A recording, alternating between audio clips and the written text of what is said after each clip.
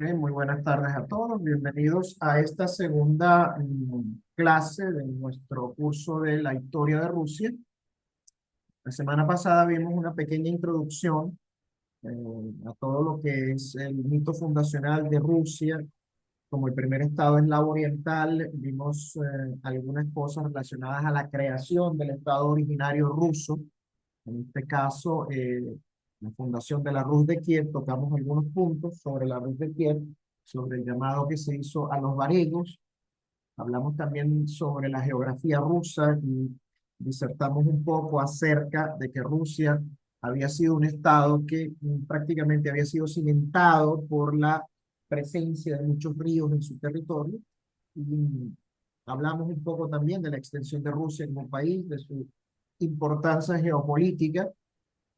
Vimos también un poco cómo la historiografía rusa nos ha presentado a este país a lo largo de la historia, según las distintas vertientes de interpretación histórica. El día de hoy vamos a dedicar la clase a hablar del primer estado fundacional eslavo oriental documentado completamente. Me refiero pues a lo que es la Rus de Kiev, el estado originario de Rusia, nacido en el territorio de Kiev, de la ciudad de Kiev, que hoy en día es, como ustedes saben, la capital de la República de Ucrania. Se encuentra en guerra con Rusia.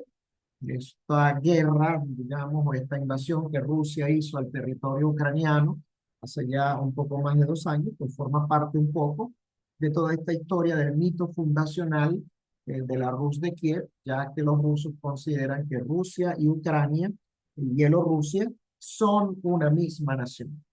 Como ustedes pueden ver en este mapa, podemos encontrar en él toda la extensión del Estado fundacional ruso de la Rus de Kiev.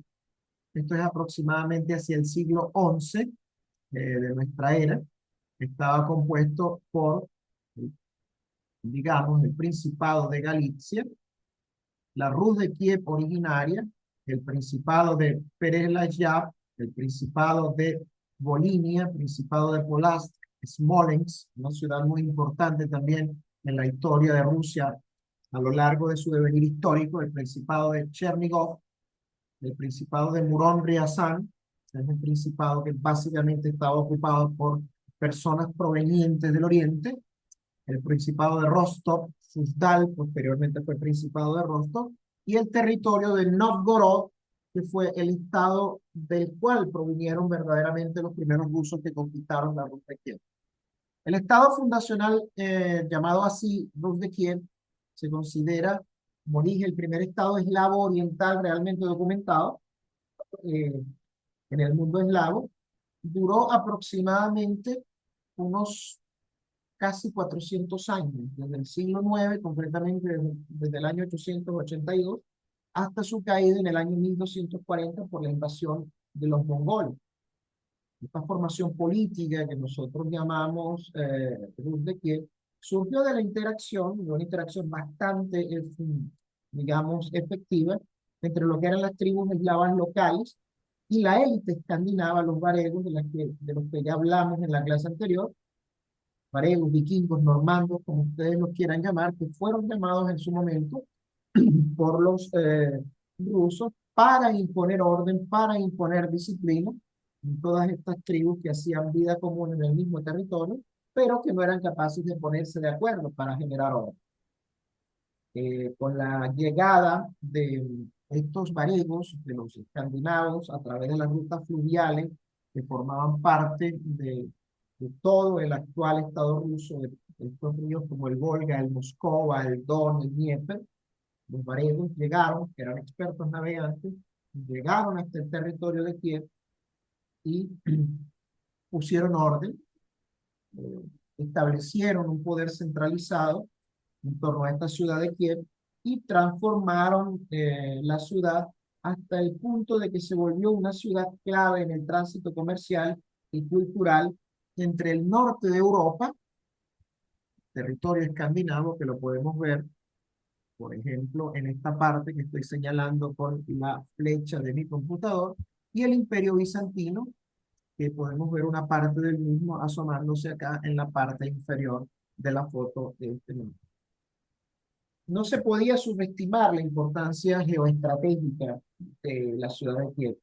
Esta ciudad ubicada sobre el río Dnieper, este hecho le otorgó un control prácticamente absoluto sobre esa ruta comercial existente en esa época, conocida como la Ruta de los Varegos, que era la ruta que iba desde el norte de Europa hasta el actual mar Egeo, teniendo incluso contacto con los griegos. Era una ruta comercial extraordinaria que dio muchísima ventaja, muchísimos ingresos económicos a la ciudad de Kiev y le permitió un crecimiento prácticamente exponencial en los años posteriores. Esta ruta, a través de los ríos, a través de las rutas fluviales del territorio ruso, unía el mar Báltico con el mar Negro, que podemos observar en la parte inferior de la fotografía, y servía para el intercambio de bienes, el intercambio de ideas, el intercambio cultural y el intercambio de personas, porque habían personas que viajaban entre los distintos territorios, comerciantes básicamente, y peregrinos. Gracias a esta posición, Kiev se convirtió en un centro económico, pero también se convirtió en un núcleo cultural muy importante y por supuesto en un núcleo religioso de mucha proyección, efectivamente en los años posteriores, cuando la Rus de Kiev unió sus destinos religiosos al Imperio Bizantino, como veremos en algunas láminas más adelante, un espacio de confluencia de culturas, de convergencia cultural, y en él se cruzaban rutas comerciales, rutas diplomáticas, rutas misioneras, específicamente del rito oriental ortodoxo, y esta confluencia convirtió evidentemente a la Rus de Kiev en una de las civilizaciones más dinámicas, no solamente de la Europa oriental medieval, sino yo me atrevería a decir de toda Europa. Políticamente, la Rus de Kiev fue una monarquía patrimonial hereditaria. El poder se transmitía de manera dinástica, como todos sabemos sucede en todas las monarquías absolutistas, y se sostenía a través de dos factores fundamentales: el tributo de la corte y la lealtad militar. Existía, digamos, sin embargo, una especie de descentralización, una especie de, bien entendido como lo conocemos hoy en día, federalismo, con principados subordinados, que son los que podemos ver acá en este mapa, y existían también muchas disputas sucesoriales. Esto era algo que siempre estuvo presente, o es algo que siempre estuvo presente a lo largo de la historia medieval, y la Rus de Kiev evidentemente no escapó a esta característica básica de la historia del medioevo o de la Edad Media. A pesar de todo, la figura del gran príncipe de Kiev representaba la autoridad suprema, el ideal de unidad del Estado primigenio ruso, y esta estructura pues fue el inicio, fue el origen de una tradición de gobierno autocrático que influiría en las futuras configuraciones del Estado ruso bajo las distintas administraciones zaristas y posteriormente bajo la administración de la Revolución Soviética de 1917. Esta estructura centralista, esta estructura de vasallaje, esta estructura de tributo, va a estar siempre presente en la estructura estatal rusa. La identidad de la Rus de Kiev, tenía su base en una síntesis entre el mando carismático del líder máximo, que era el príncipe, la fortaleza militar eh, del, del príncipe y de la corte, y también tenía muchísima base dentro del aparato eclesiástico que se fortaleció con la posterior unión o adopción del rito oriental, del rito ortodoxo. Y con el tiempo, ese rito ortodoxo llevará a una consolidación religiosa, completamente religiosa del poder. ¿Cómo se funda o cuándo se funda la Rus de Kiev? Vamos a pasar a esta parte que es muy importante para iniciar el recorrido histórico que nos llevará a comprender de una manera holística a la Rus de Kiev y su importancia. La Rus de Kiev se funda en el año 882 después de Cristo, y está íntimamente ligada a este caballero que vemos acá sosteniendo un estandarte. Este caballero es el príncipe Oleg de Novgorod. Voy a retroceder una lámina. El principado de Novgorod, que muchos consideran también el estado originario del cual parte la Rus de Kiev. ¿Por qué? Porque Oleg de Novgorod llevó a cabo una campaña militar y conquistó la ciudad de Kiev en el año 882 y eliminó a dos líderes locales tribales llamados Askol y Dir. Estos nombres se perdieron en la historia, es muy poco lo que se sabe de ellos. Y a partir de la conquista llevada a cabo en el año 882, inicia la evolución de la Rus de Kiev como centro de gravedad del inicio de la cultura rusa. Este evento, pues, es el nacimiento oficial de este estado y desde entonces la Rus de Kiev o la ciudad de Kiev se convirtió en la capital de un territorio que estuvo en constante expansión y fue el símbolo de la unidad política y religiosa de los pueblos eslavos orientales, como dije al principio. Es el primer estado oriental eslavo documentado por la historia. Y este cambio de capitalidad de Novgorod a Kiev implicó una reorientación estratégica desde el norte vikingo hacia el sur bizantino. Recordemos que Oleg de Novgorod conquista la ciudad de Kiev y posteriormente son llamados los varegos, los normandos, a poner orden dentro de todo el desorden que existía entre las tribus que se manejaban por clanes y no podían ponerse de acuerdo sobre cómo gobernarse, sobre cuál tribu podía tener o debía tener, digamos, la supremacía sobre las otras. Esta situación obligó a importar, por así decirlo, una forma de gobierno, una estructura estatal que dio cimientos a la estructura fundacional del Estado ruso. Esta consolidación del poder se apoyó en un sistema tributario a través del cual el príncipe de Novgorod de Kiev recorría todos los años los territorios sometidos en los principados autónomos para recolectar tributos en especies.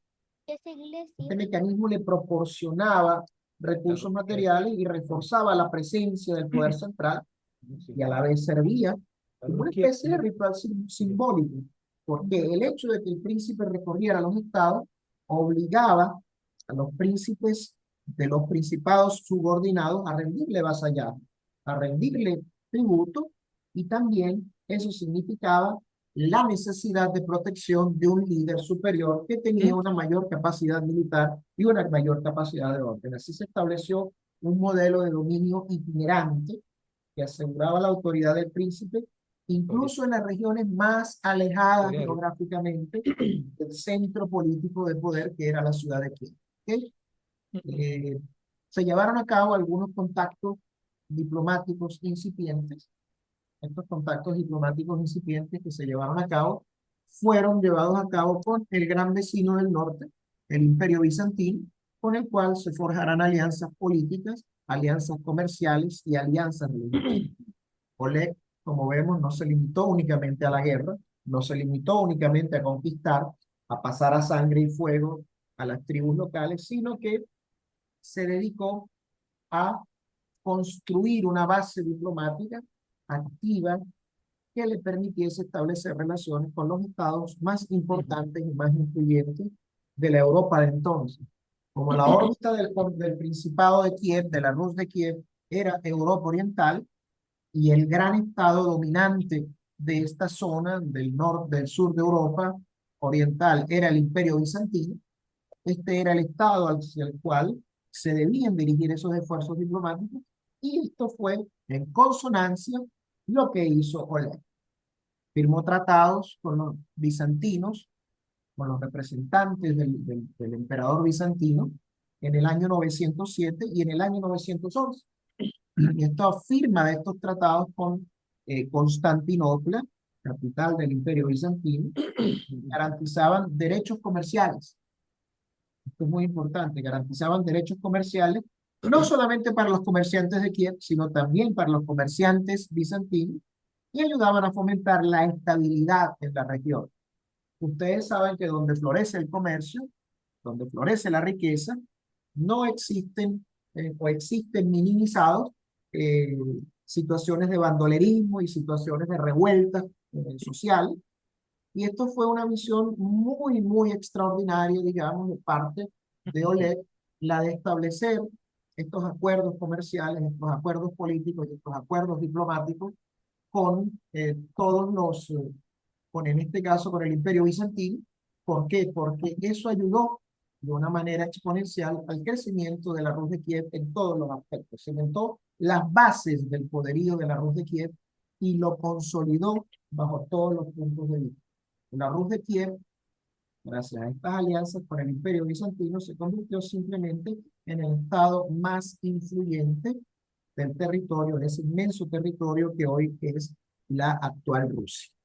Pasemos a una lámina en la cual encontraremos también algunos aspectos muy importantes. Los principales gobernantes de la Rus de Kiev. El primero, evidentemente, el príncipe Oleg de Novgorod, mejor conocido como Oleg el Sabio, gobernó durante 30 años, desde el año 882 hasta el año 912.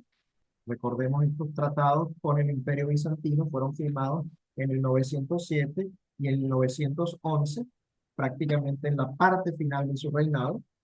Oleg es el fundador político de la Rus, fue quien fortaleció el poder central, fue el que amplió el territorio gracias a la gran organización militar, gracias a su visión estratégica, y fue el que estableció las relaciones diplomáticas importantes con el Imperio Bizantino. Por favor, hay alguien que tiene el micrófono encendido. Le voy a agradecer encarecidamente que lo apague porque está interrumpiendo.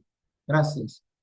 Eh, Como decía, Oleg estableció relaciones diplomáticas con el Imperio Bizantino porque tuvo la visión necesaria para entender que la sobrevivencia en el tiempo, no solamente de la Rus de Kiev, sino de su legado histórico, estaría íntimamente ligada a la gran potencia militar, política y económica de la Europa suroriental.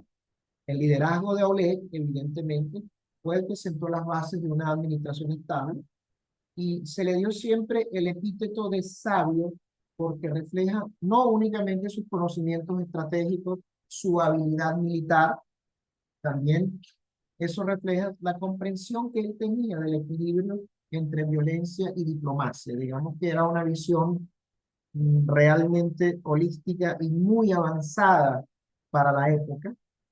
Es uno de los gobernantes de la Europa entonces, digamos, más sabios, más estables y de mayor visión que podemos encontrar. Me refiero prácticamente a toda Europa, no solamente a la Europa oriental, sino a toda Europa, incluyendo Europa occidental, y Oleg pasó a la historia por ser no solamente el fundador de la Rus, sino también un gobernante con gran visión, con gran sabiduría, y un hombre con un enorme sentido práctico del gobierno. Hay algunas personas que a lo largo de la historia se han atrevido a asegurar y a aseverar que el mismísimo Maquiavelo, el autor del Príncipe, tuvo entre sus distintas fuentes de inspiración para escribir El Príncipe a Oleg de Kiev, originalmente Oleg de Novgorod. ¿Quién sucede a Oleg después de su muerte? En el año 912 asciende al trono Igor I, que como ustedes pueden ver, gobernó desde el año 912 hasta el año 945. Gobernó 33 años. Ya acá entre estos dos primeros gobernantes tenemos un periodo de tiempo de 63 años. Si bien gobernó tantos años, Igor fue un hombre con un carácter más débil, no fue un hijo de Oleg, un hijo de Rurik, uno de los fundadores de la Rus de Kiev, que posteriormente daría su apellido a las primeras dinastías de zares de Rusia como estado consolidado. La casa de los Rurik o la dinastía de los Rurik, entre otros, tuvo como zares a Iván el Terrible, del cual hablaremos más adelante, creo que hacia la cuarta o quinta clase. Igor primero intentó al inicio mantener el modelo tributario que habían impuesto y consolidado los varegos, los normandos, pero fue asesinado debido a un aumento abusivo de los tributos Evidentemente en estos tiempos, estamos hablando de tiempos que por mucha civilización que existiese eran tiempos violentos, eran tiempos en donde la violencia y la lucha por el poder eran prácticamente la moneda a la orden del día, y la Rus de Kiev evidentemente no escapó a él. La muerte de Igor I puso de manifiesto la fragilidad del equilibrio entre el poder central y las tribus sometidas.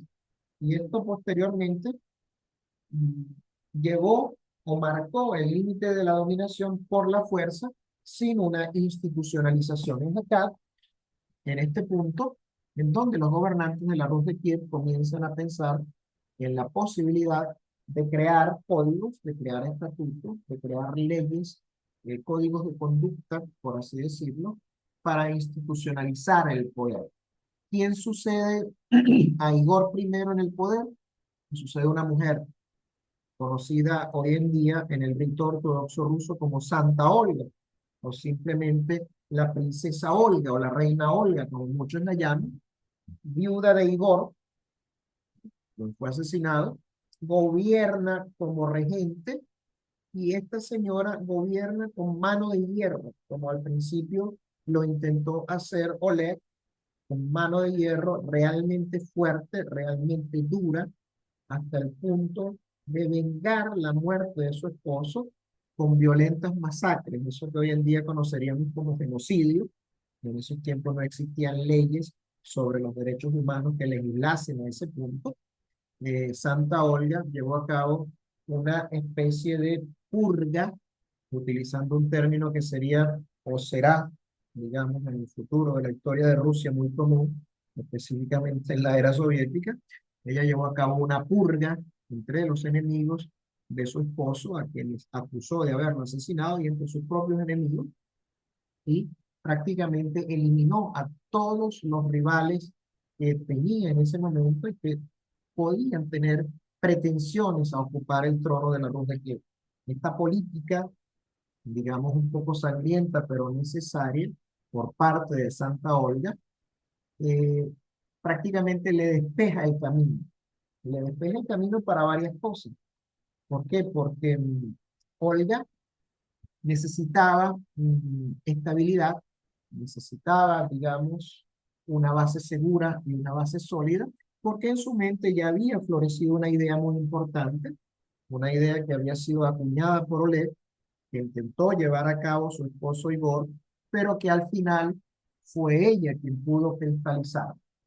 Ella viajó a Constantinopla personalmente, acompañada de una buena parte de su corte, y allí se convirtió al cristianismo.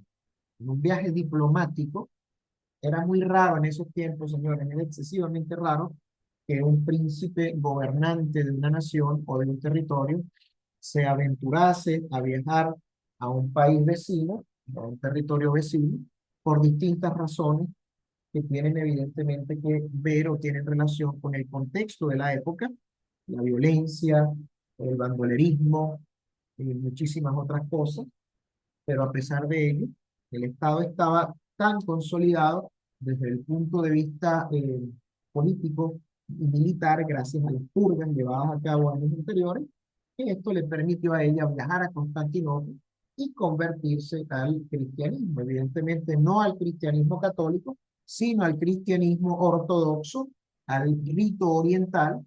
Este rito oriental era el rito en boga en ese momento en Constantinopla. Todavía faltaban muchos años para la caída de Constantinopla. Estamos hablando aproximadamente del 955 después de Cristo. Faltaban casi 500 años para la caída de Constantinopla. Recordemos, Constantinopla cae en 1453 a manos de Mehmed II, que era en ese momento el emperador del Imperio Otomano, que fue siempre el gran enemigo de Constantinopla. La figura de Olga, regresando a Santa Olga, marca un hito. ¿Por qué? Porque ella fue la primera gran dirigente cristiana en la Rus de Kiev. Ella es que introduce el rito oriental en territorio eslavo y se propaga de una manera vertiginosa, un poco por imposición, de los gobernantes de la Rus de Kiev, y un poco también porque esta fe daba estabilidad y representaba una fe mucho más estable, mucho más creíble y mucho más digerible que la fe en las deidades paganas que eran adoradas por los tribus eslavos.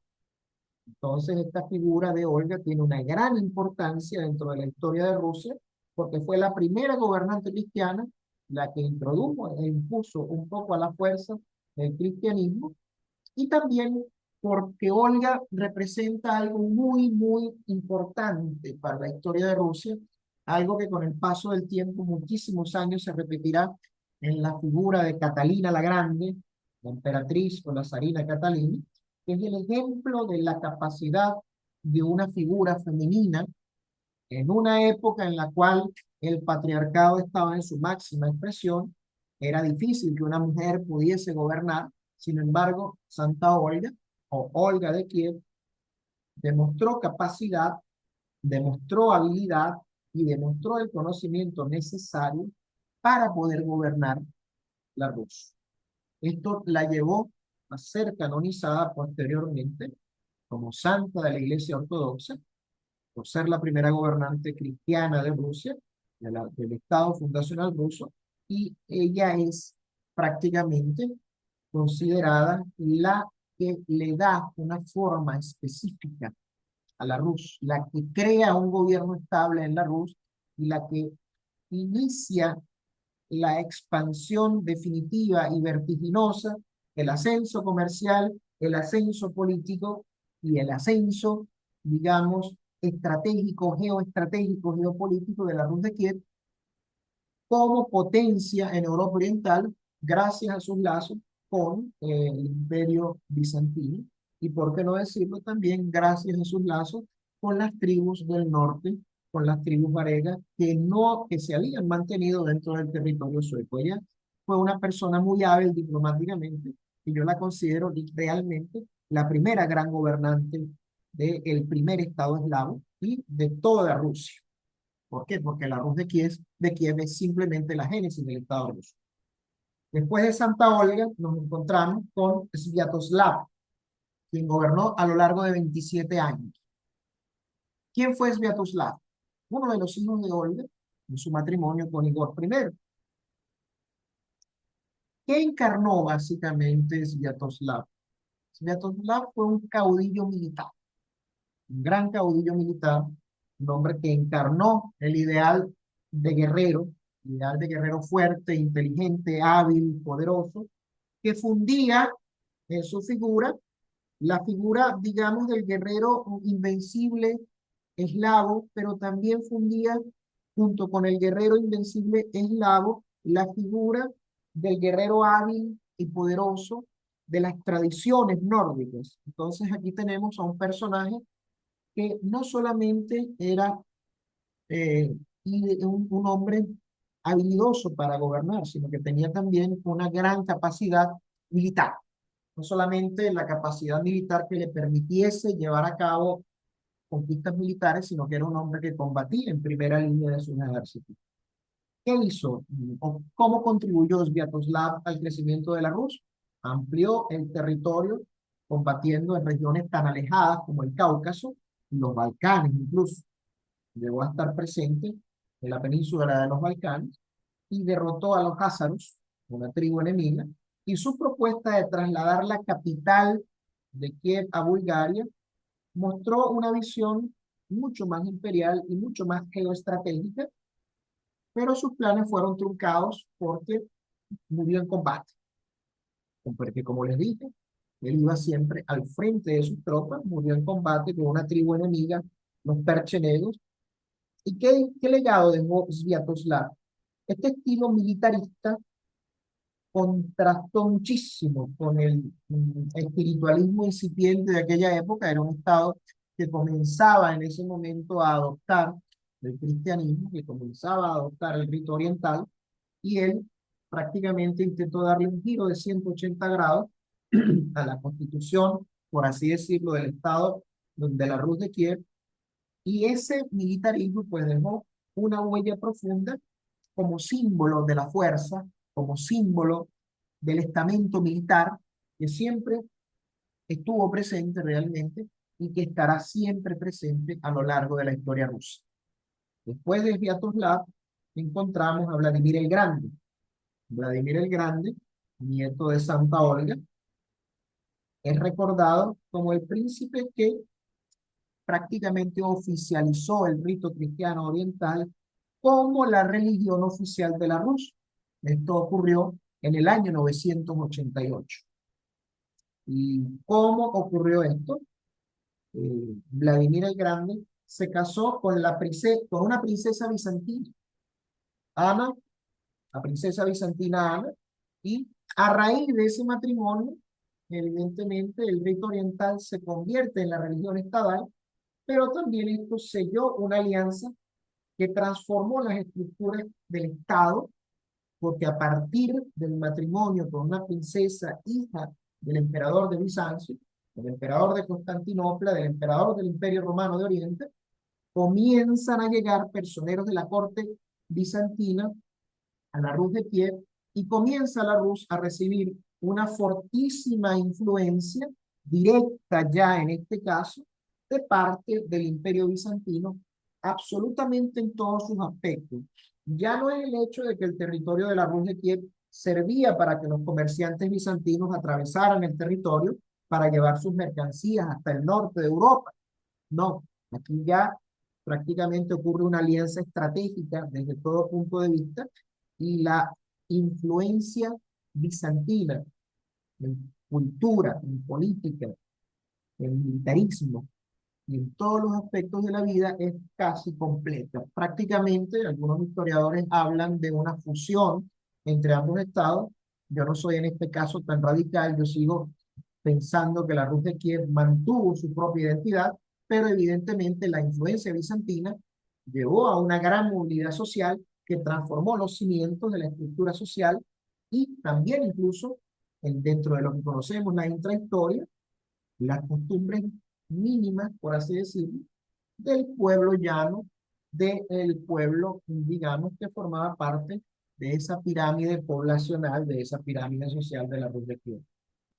Con esta alianza prácticamente directa entre el Imperio Bizantino y la Rus de Kiev, esta cristianización prácticamente oficial, mm, Vladimir comienza la expansión también de un sistema judicial un poco basado dentro de la tradición bizantina. Él es prácticamente el fundador de la base legal del ordenamiento jurídico realmente estable de la Rus de Kiev y sus leyes son también la base jurídica que posteriormente sentará el ordenamiento jurídico de la historia de Rusia durante la época de los zares. Posteriormente su base jurídica será transformada por Yaroslav, pero esta transformación jurídica, este establecimiento de leyes copiadas del Imperio Bizantino, tiene su base o su nacimiento durante la administración de Vladimir. Otra de las cosas que hizo Vladimir fue promover la moral pública, impulsar la construcción de templos ortodoxos que posteriormente servirían como centros de irradiación directa de la fe ortodoxa hacia las zonas más internas del territorio ruso. Yaroslav el Sabio fue sucedido después de, digo, Vladimir el Grande fue sucedido después de haber gobernado durante 35 años por Yaroslav el Sabio, quien era su hijo. Yaroslav el Sabio fue el impulsor definitivo de el desarrollo legal, esto que se conoce como la Ruskaya Pravda, que es realmente la base jurídica creada por Vladimir y perfeccionada completamente por Yaroslav. Yaroslav es quizás el gobernante más representativo de toda la historia de la Rus de Kiev, fue el gran legislador, fue el mecenas cultural de la Rus, promulgó ese código legal llamado Ruskaya Pravda, que es la base jurídica de todo el estamento y de todo el aparato legal que tendrá Rusia a partir de ese momento. Fue un gran promotor de la educación, siempre dentro de los parámetros del culto oriental, del culto ortodoxo, y consolidó sus vínculos dinásticos con las principales casas reales de Europa. Podemos decir que Yaroslav fue un sabio, Fue un sabio en todos los aspectos y fue un visionario extraordinario, como lo fue en su momento Oleg, el príncipe Oleg de Novgorod, conquistador de Kiev, y Yaroslav fue realmente el hombre que construyó las bases que sirvieron para que la Rus de Kiev dejase un legado histórico prácticamente perpetuo dentro de la raza eslava. Bajo la administración de Yaroslav, Kiev alcanzó su mayor esplendor, algo así como Atenas bajo el gobierno de Pericles o Francia bajo el primer consulado de Napoleón, solamente por citar algunos ejemplos, y consolidó una red de alianzas estratégicas. Esto demuestra su gran visión geoestratégica y su gran visión geopolítica con las casas reales de países tan distantes como Francia, fíjense ustedes, y con países un poco más cercanos como Noruega y como Hungría.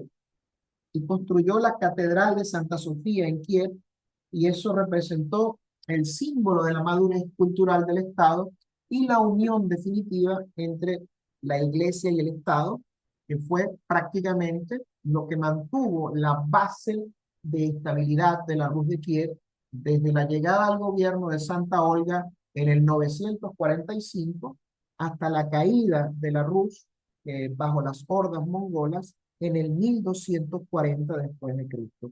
Como hemos visto en esta primera parte de la historia de la Rus de Kiev, estos gobernantes fueron prácticamente quienes de una u otra manera, cada uno según su visión, según su forma y según sus métodos, consolidaron la estabilidad de la Rus, le dieron, digamos, proyección dentro del territorio ruso, establecieron alianzas diplomáticas, comerciales, políticas y militares con estados, digamos, limítrofes, teniendo incluso Yaroslav la visión extraordinaria de llegar a emparentar a su familia con la Casa Real francesa. En ese momento gobernaban en Francia los reyes capetos, que según una tradición cristiana católica marginal, son descendientes de María Magdalena. Esto yo lo considero más que todo un mito, pero de todas maneras, en esa época esto era algo que se conocía en toda Europa como una verdad absoluta, y de ello se aprovechó Yaroslav el Sabio, pues, para establecer una alianza con un país que geográficamente era muy, muy lejano como Francia. Bien, llegamos al final de la primera parte de la clase. Les agradezco que por favor se conecten al segundo link. Nos vemos en unos minutos.